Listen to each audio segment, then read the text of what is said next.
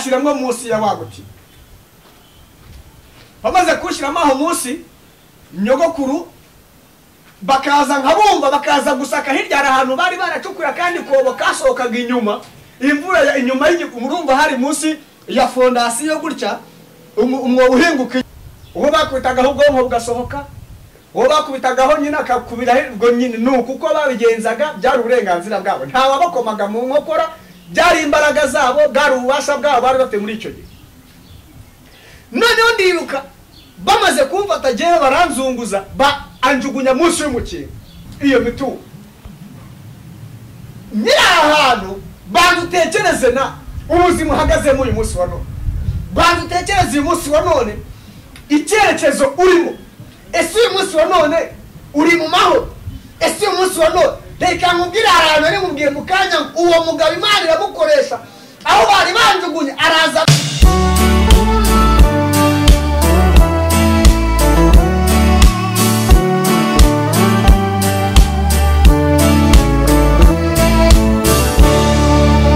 urufatiro ruzima ni Kristo niwe twese twubakaho kandi tugakomera twongeye kubasuhuza mu izina rya Yesu Kristo uyu munsi turashimira Imana yabanye natwe kandi yabanye natwe mu bihe byatambutse mwabonye umukozi w'Imana ari kuri imbere ya kamera ku Isaha 9 TV ku nshuti zacu ndetse no kuri mwebwe b'inshuti za Kadasohoka mwakoze subscribe turabashimiye ndetse nawe utubonye mbere cyangwa se nyuma ubasha gukora subscribe share ndetse na comment kandi ukabona mu banyamuryango b'Isaha 9 TV aho rero ibiganiro byiza ijambo ry'Imana wamwe buryoshye ahantu hose Imana agiye ikura abakozi bayo bivuga ngo uyu munsi ni umuhamagaro rero mwamubonye reka atwibwire kugira ngo mumenye uwo ari we. murakoze cyane haleluya amen. amazina ni Uwizeyimana Dieudonné nkunda Imana n'abantu bayo ikindi ndi umugabo ndubatse ndashimira Imana yigejeje ikora avuze ko ashimira Imana ibyo igenda ikora Dieudonné niki muri iki gihe umwaka uratangiye turi mu kwezi kwa mbere ese niki mbere yuko ukomeza ukavuga ubuhamya cyangwa se ijambo ry'Imana niki wabwira abantu bagukunda cyangwa se bagukurikira nzi ko atari ubwa mbere bakubonye ku Isaha 9 TV niki babwira uyu mwaka wa 2022?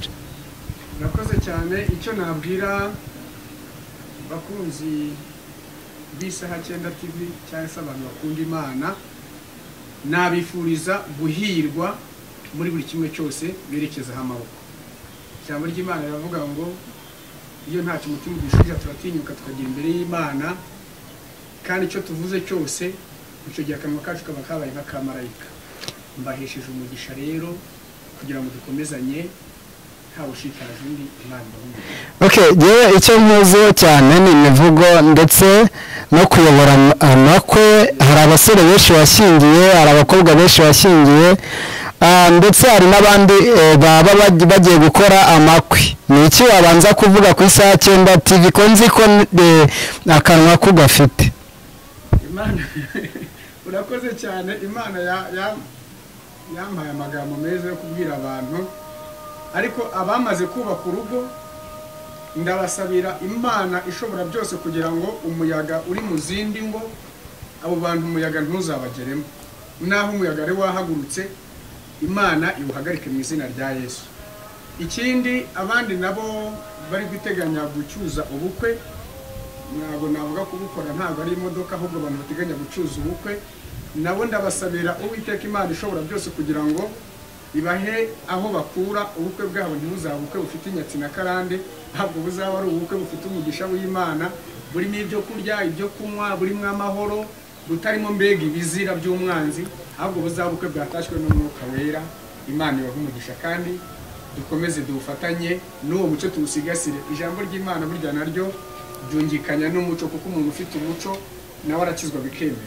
Okay, ndagira ngo uvugire Imana ariko mu muvugo wenda w'umunota umwe kuko njya nkumva uvugira inka igihe kigeze bivuga no mu gikirisitu.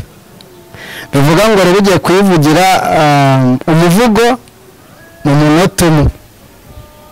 mvugira Imana umuvugo cyangwa ese n'umuntu uri mu birori ariko ushaka kugira ngo uyivugire ariko ubwirana babageni.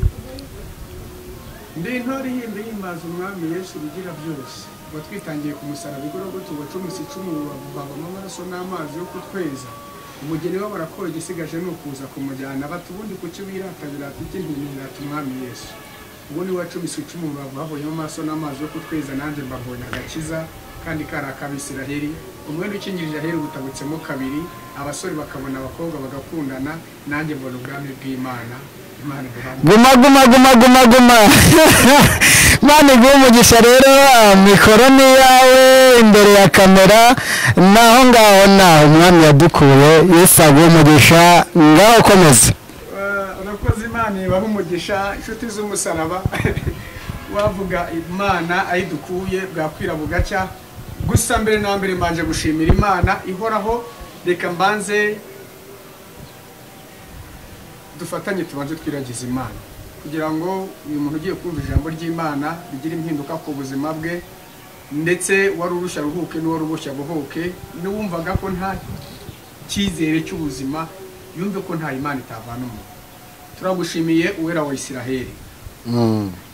Yewe ndi umugaragu wawe ndaciriritse ariko nciye bugufi munsi y'ibirenge byawe kugira ngo izina ryawe rihabwe icyubahiro ubwami bwawe burusheho kwamamara mu isi yose. Ndagushimiye kubw'abavandimwe, ndagushimiye kubw'izi nshuti, ndagushimiye kubw'ubwoko wironkeye mu gise cy'amaraso yawe, ndagushimiye izina ryawe nirihabwe icyubahiro.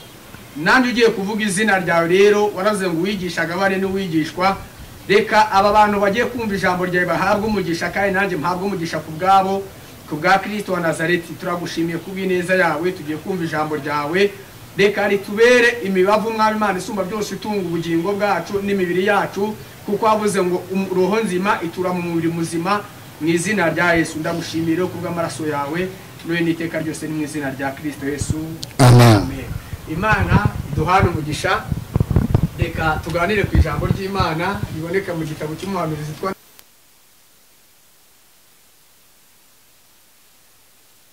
cyambere. Turahera ku murongo wa 4 turasoma nk'imirongo nk'ibiri gusa tuganireho ubundi mbabwira aho Imana intuye. Hari abantu bamwe babona turi guhurira mu bukwe hirya no hino hanyuma niba yanyicaje ariko nisezera niba yasohoje ntabwo ari ukubera ko ndi mwiza cyangwa nzi kuvuga cyane ahubwo ni ukubera wa mugambi w'Imana. Reka twakire bene data dusomere iryo jambo ry'Imana. Imana iguhe umugisha. Kadusome mu izina rya Yesu. Amen. Umutwe w'amagambo yanditse ngo gusenga kwa Nehemiya. Amen. Umaze kumva izo nkuru ndicara ndarira. Mara iminsi mbabaye niyeza ubusa sengera imbere y'Imana nyir'ijuru nti ndakwinginze Uwiteka Mana nyir'ijuru, Mana nkuru itera ubwoba, ikomeza isezerano n'imbabazi abayikunda bakitondera amategeko yayo.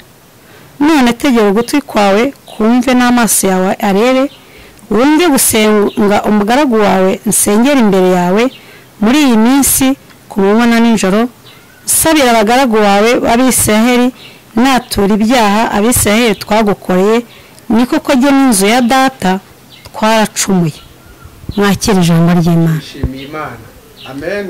Amen. Dusomye amagambo y'Imana ari mu gitabo cy'umuhanuzi witwa Nehemiya.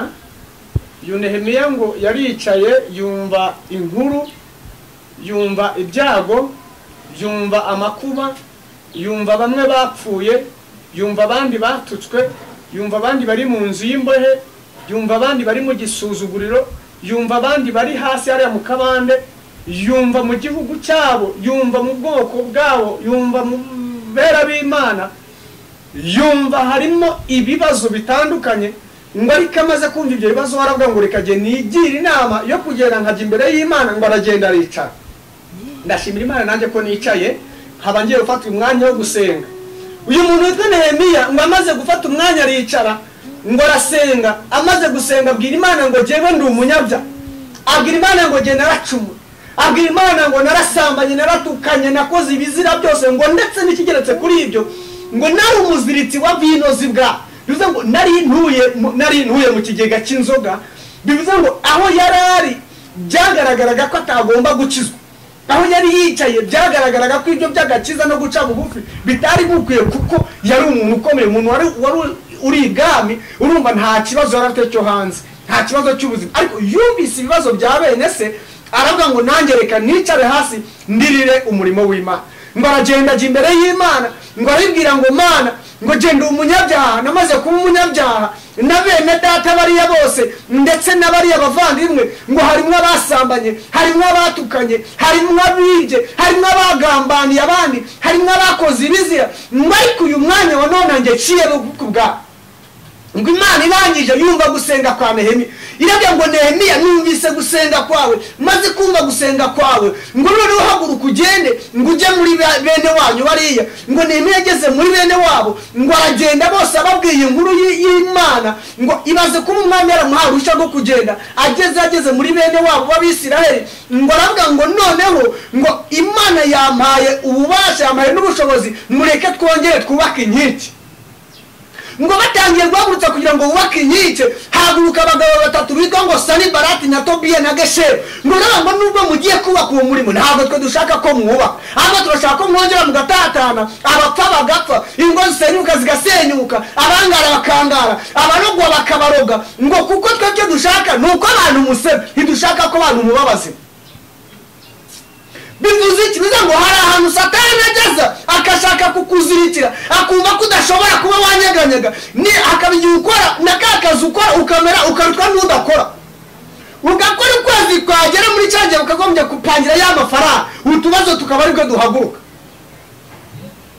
Reka ndi hano mbanze baho ubuhamya ho gatoya, none ngaruke dusere muri jenoside. Twari abana bagira ngo muri 50.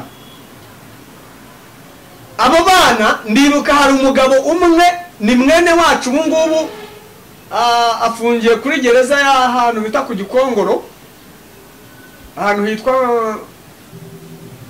iyo gereza yo ku Gikongoro, niba ari Impanga ariko ni muri Gikongoro. Noneho uwo ngo bamwita Irambwiye, ubu yitwa Irambwiye. Nagiye kubona mbona baraje iwacu kwa nyogokuru aho nabaga, mbona bafite igiti cyari kiriho ikintu cy'igitambaro hejuru, ariko narakuriye nsanga ni idarapo nyine ryo muri icyo gihe, ariko sinari nzi ko ari idarapo, nari umwana mu myaka 7, 8. Noneho mbona baradushoreye, turi abana benshi, baratujyana, tugeze ahantu mu ishyamba hejuru, dusanga baharunze ibintu by'ibiti by'ibiguri by'ikawa, baharunze byinshi n'ingiga z'ibiti. Baravuga ngo turashaka yuko buri mwana wese ari butware kino giti akakimanukana uyu musozi akakigeza hariya hasi aho twacane. Ibyo biti bari bashize buri mwana bagendaga bamuha igiti rwari urugiga rurerure, ariko bakaguha agati gatoya ngo ko kugenda weguza usunika cya giti. Aho haramanuka, aho hamanukaga iyo wasunikaga cya giti kikakurusha imbaraga, ukarenguka ukagwa imbere, wagwaga imbere cya giti kikamanuka kikakurenga hejuru, nyine ugatabama aho ngaho, bakakusiga aho ngaho uri intu. Kwari abana bagira muri 50, twageze hasi ku muhanda turi abana batarenga 8, hamwe bacaniye mu muhanda aho bari barashize bariye. Abo bana 8 bahise bavuga ngo aba bana ngo ni abana b'inyenzi, ngo n'ubundi nabo niyo mwabareka n'ubundi ejo batugaruka. Ikintu cyaje kuntungura, nabo ndetse muri abo harimo na bene wacu, harimo na mubyara wanjye. Ngiye kubona mbona afashe akana kamwe, barafasha amaguru, umwe afata amaguru, undi afata amaboko, barazunguza bakubita ku gikuta. Tuba dusigaye turi 7. Undi aturuka hirya nawe araza ati nyamuneka ati ni anyenzi yo kwa runaka, nayo barayifashe barajunguje akubise ku gikuta. Tuba dusigaye turi 6. Babigenza gutyo, abo bana bose uko bagiye bazunguza bakubita ku bikuta, sigara n'umwana umwe. Uwo bakubitagaho ubwonko bugasohoka, uwo bakubitagaho nyine akakubira ubwo nyine, nuko uko babigenzaga byari uburenganzira bwabo, nta babakomaga mu nkokora, byari imbaraga zabo, bwari ububasha bwabo bari bafite muri icyo gihe. Noneho ndiruka, bamaze kumfata jewe baranzunguza, anjugunya munsi y'umukingo. wumva ukuntu imana ari nziza kandi imana ari seri. Amaze kunjugunya bakubise ngo mankubita ku gikuta ahandi, umwe ajugunya gahoro, ngenda nitambitsirwa munsi y'umukingo sinagwa kuri cya gikuta abandi babakubiseho. Ngiye kumva hari umugabo umwe bari baresi posabure wari uraha, barabajije ngo uriya mujugunya hariya nini. Umwe arambwiye ngo niya nyenzi yo kwa runaka ngo nyine yamubyaranye n'abatutsi. Amaze kumubwira gutyo ikintu cyaje kuntungura, yahise abwira ngo nimugende mumufate mumuza. Bamwe bamaze kunjugunyamo hahandi, ubwo nakomeretse navunitse urubavu rumwe, bamwe bamaze kunjugunyamo niba baje baranzamura bampagarika iruhande rwa wa mugabo. Bamaze kumuhagarika iruhande, ndashimira Imana we yahise amfata ahita njyana kwa nyogokuru. Ageze kwa nyogokuru ahita amubwira ijambo rikomeye n'uyu munsi nyizirika. Aramubwira ngo uyu mwana wawe niba umushyira mu kimugu ukarenzaho amasaka, aga ngo niba umushyira mu mutima ukarenzaho ibishyimbo, aga niba ucukuruka mutabari muzima ukazamukuramo igihe kizaba muzabonera amahoro, aga ngo sindi icyo nashaka nuko azongera gusohoka. Amaze kumubwira aya magambo, umukecuru koko yahise abikora. Ndabyibuka ahantu yari afite urusyo, urwo rusyo nirwo yagiye ahita afata munsi, hari ahantu bacukuye mw'iyo. Bamaze kubacukura rwa rusyo bari rwo batereka hejuru, bamaze kurutereka hejuru ya wa mwobo, noneho hejuru baterekaho umutima w'imyaka, noneho nge bashyiramo munsi ya waguti. Bamaze kuwushyiramo aho munsi, nyogokuru bakaza nkabumva, bakaza gusaka hirya hari ahantu bari baracukuye kandi kobo kasohokaga inyuma, imvura inyuma murumva hari munsi ya fondasiyo gutya, umwobo uhinguka inyuma, noneho harambitseho akabuye.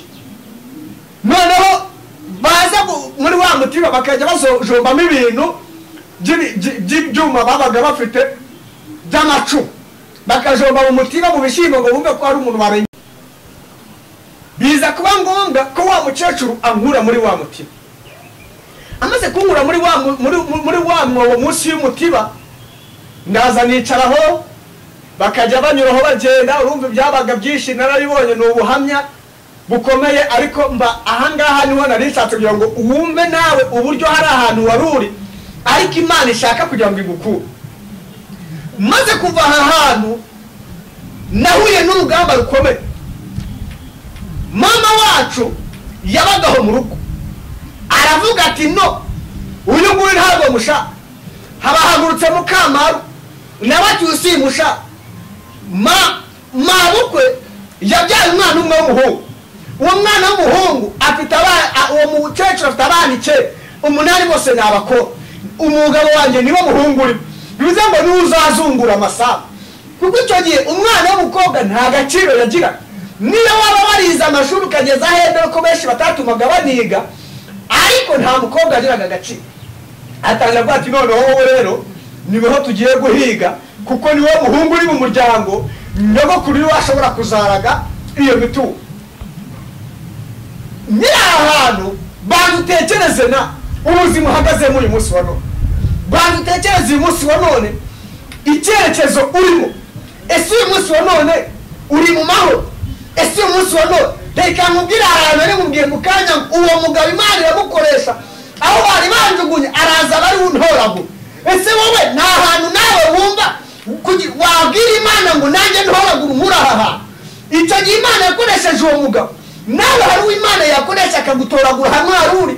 Niba uri mu bibazo akagutoragura mu bibazo ukabona umugisha. Niba wari umushomeri Imana niyabura umuntu ikoresha akaguha akazi kugira ngo uhabwe umugisha n'Imana. Bivuze ngo tugiye gusenga Imana, nawe ugira icyo wabwira Imana. Ugira ikintu wabwira Imana ngo hari ahantu bari baranjugunya abantu, ariko ndashaka ko ari wowe Imana ihantoragura. Ubwira Imana ngo ahantu narimbahe igihe kirekire, ariko ndashaka ko ari wowe Imana imbohora. Ijambo ry'Imana rirambwira ngo ibasha gukora ibiruta cyane ibyo twibwira n'ibyo dutekereza. Sanibalati na Tobiya na Geshemu bakurwanyaga, nkeneye kugira ngo dufatanye umwanya dusenge, tubwire Imana ngo Sanibalati na Tobiya na Geshemu nta gaciro bafite, nta n'ububasha nta n'uburenganzira bafite ku buzima bwawe. Haleluya, Imana ihabwe icyubahiro. Ndashimira Imana yamuye hariya hantu. Gusa ikintu kimbabaza ni kimwe, nageze igihe cyo kujya gushimira uriya mugabo Imana yakoresheje, mbajije mu rugo numva ngo yarapfuye, mbajije n'umwana we byibura umwe nawe asanga ngo ntawe ukiri.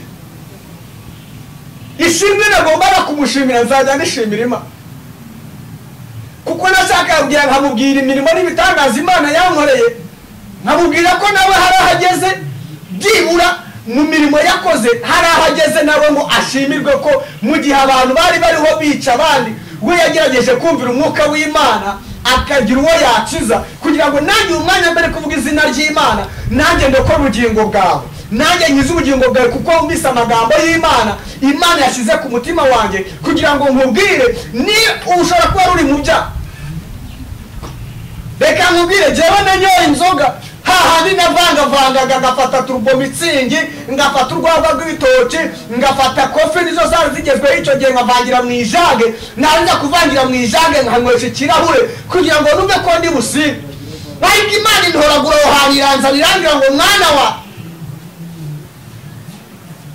ngo nabusanze wigaragura mu ivata y'ibyaha, ngo ndavuga ngo nubwo uri mu ivata y'ibyaha ngo ariko baho. Iyo Mana yatumye mbacuriya gihe abandi bana bose bakabura, abandi bana bose bagapfa, uyu munsi none nkaba ndi muzima.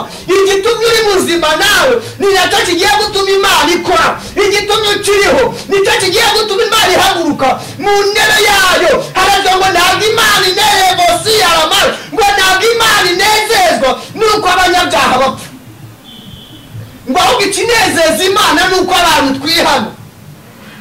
Nehemiya yuguye aravuga ngo noneho rero ngo njye bashiye bugufi natura ibyaha byanjye ngo n'iby'Abisiraheli. Ushobora kuba uri mu byaha uyu mwanya, tera intambwe, hagira ngo tera intambwe imwe yonyine, Uwiteka atere 99 agusanganye. Tera intambwe imwe umwemerere kugira ngo agusange muri ibyo bibazo, amadeni. Imana ntakiri yawundi muntu wishyura amadeni uretse Uwiteka. Tugiye gusenga Imana, icyifuzo cyawe cyari cyo cyose Imana yiteguye kugisubiza. Kubw'amaraso yavuye ku musaraba saa 9 azagera akavuga ngo byose birarangiye. Hari ibyo Imana igiye kurangiza ku buzima bwawe. Imana ihabwe icyubahiro. Turagushimiye Uwera wa Isiraheli. Amen. Gushimiye neza yawe n'imbaraga zawe n'ubutware bwawe. Haleluya. Gushimiye ubudahangarwa bwawe, hari aho bari baranjugunye ariko barantoraguye. Nanjye hari abana bawe sengeye, Satani yari yarajugunye, arajugunya mu bibazo, arajugunya mu madene, arajugunya mu bicanege, arajugunya mu byaha, arajugunya mu bisitaza, arajugunya mu mbaraga za karande. Abo ndabataruye, azaniye Uwiteka, bafata amaboko n'amaraso yawe. Amen. Ndagushimiye kubwo gukiranuka kwawe. Hari abari bafite amadeni, abo ngabo bishyuriyeho Imana ibasha gukora ibiruta cyane. Muri njyanye ngo wanyishyuriye imyenda yose, undi arahimba ngo za mbaraga zose zarwanyaga waziribatiye igorogota. Ngaho reka nkugireho umugisha, tabara abana bawe kandi ubatsindishirize, ubabere ku rugamba ku bwa Kristo Yesu. Tuguhaye icyubahiro kubw'ineza yawe n'imbaraga zawe n'ibirimo bitangaza wakoze. Bashakaga gukizwa bahabwa agakiza kuko bagashatse kandi basabye neza. Abatura ibyaha byabo nabubumbe. Ganira n'umugaragu wawe Salomo, arakubwira ngo iyi nzu nubatse ngo umuntu wese uzahagera ngo akubura amaso akareba mu ijuru, ngo nawe uzamwumva uri mu ijuru ururukiye kumubabarira ibyaha ndetse n'ibicumuro. Turagushimiye ku bwa Kristo wa Nazareti none n'iteka ryose mu izina rya Yesu. Amen. Murakoze cyane. Imana ibahe umugisha kandi Imana ibagire neza mu izina rya Yesu.